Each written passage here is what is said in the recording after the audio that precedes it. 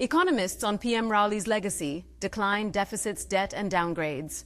A decade after Dr. Keith Rowley was sworn in as Prime Minister in 2015, TNT's economy is 17.6% smaller than it was, and the country is in a weaker state.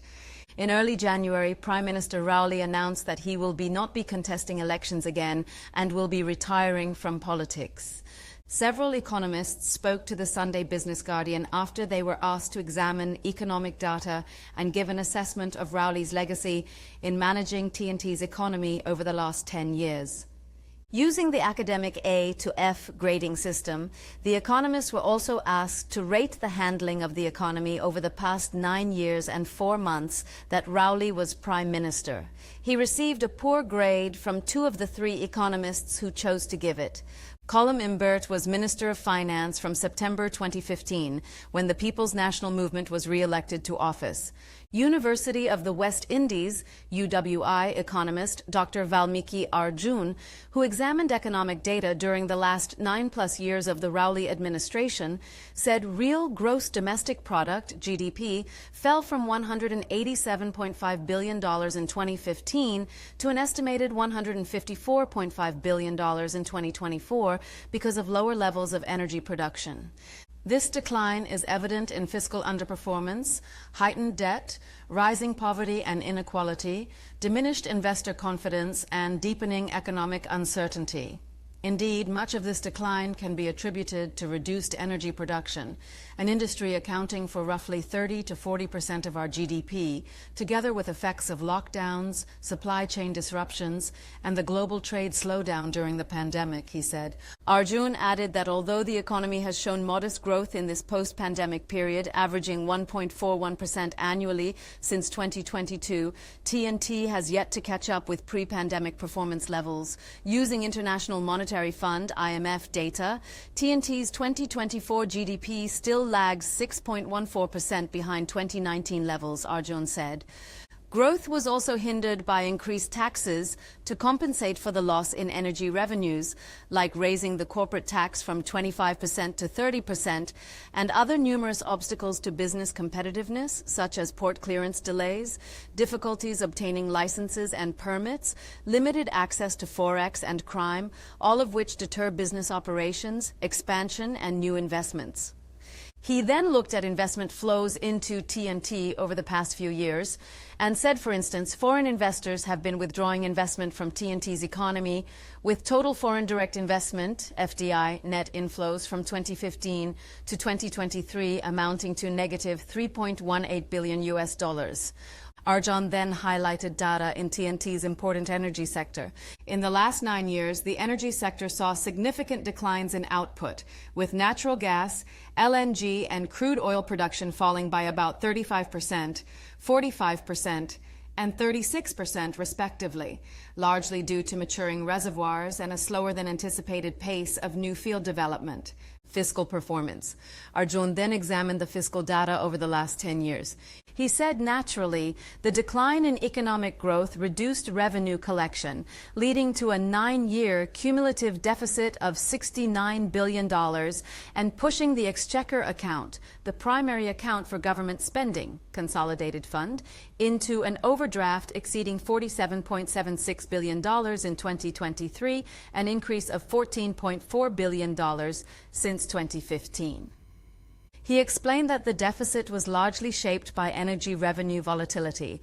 Energy revenues plunged from $18.66 billion in 2015 to $6.64 billion in 2016, remaining low during the pandemic, then surging to $29 billion in 2022 amid post-pandemic demand and the Russia-Ukraine conflict, only to soften again in 2024 as prices eased. He said such deficit required TNT to borrow to meet its budget obligations, bringing the debt burden to $143 billion, which is $66.5 billion higher than 2015. Our external debt currently stands at $5.5 billion, 147% higher than 2015. Indeed, our persistent deficits and growing debt levels resulted in multiple downgrades by the credit rating agencies in the last decade. decade. Moody's downgraded us 3 times from Ba2 to Ba2, while S&P downgraded us 4 times from A to BBB, reflecting heightened concerns by the credit rating agencies about our economic resilience, fiscal sustainability, and capacity to manage structural challenges effectively.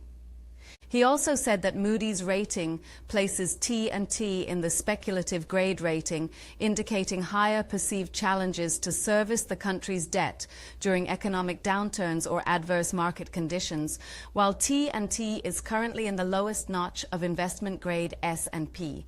However, he qualified this by saying that one reason why T&T's ratings have not fallen further is the Heritage and Stabilization Fund, HSF, increased from US $5.7 billion in 2015 to over US $6 billion in 2024.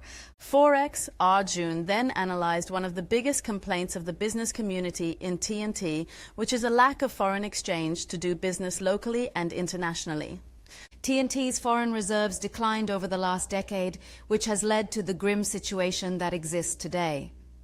Our forex challenges largely stem from a sharp decline in earnings tied to reduced energy exports and lower tax revenues.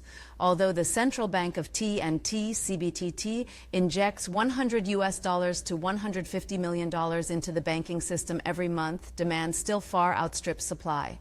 Consequently, our foreign reserves dropped from $9.9 billion at end of 2015 to $5.6 billion in 2024, partly propped up by external borrowing and withdrawals from the HSF. If we net out external debt, barely $100 million remains, less than a week of import cover. He then said that overall, T&T's current account stayed in surplus for much of the last decade, though not as robustly as before 2015. Exceptions include 2022, where surpluses rose to $5.2 billion thanks to high energy prices, albeit with weaker production, but is estimated to have dropped 70% by 2024 as energy prices tempered with lowered consumption in China and increased supply from non-OPEC plus countries. Poor grade. 2 other economists gave the PNM a poor grade for his management of the economy over the past 9+ years. Economist Dr. Indira Sejwan told the Business Guardian that Rowley's economic legacy is one of mismanagement. When asked to grade Rowley's performance in the economy from A to F, she gave him a grade D. There has been poor economic management. The economy has improved its import trading capacity while diminishing its export tradable sectors. The result? Forex crisis, lack of sustainable job opportunities, brain drain, add the inability to reduce crime, and we have a recipe for socioeconomic decay, she said in a brief statement. Economist Dr. Anthony Gonzalez said he would give Rowley a D grade for the way he handled the economy over the last decade. Real GDP has declined since 2015. Energy prices did not rise as high as they did between 2010 to 2014. Oil and gas production also continued to fall. Since 2015, T&T has not developed new productive industries, especially for exports. Except for some growth in beverage exports, both goods and services exports have not grown to take care of the fall in energy exports. Non-energy export diversification still remains a big challenge as the economy is today even more dependent on oil and gas exports. Non-energy domestic production has grown a bit, but that consumes a fair amount of our foreign reserves, which have fallen considerably since 2015. So the economy is not in a better shape today as compared to 2015, said Gonzalez.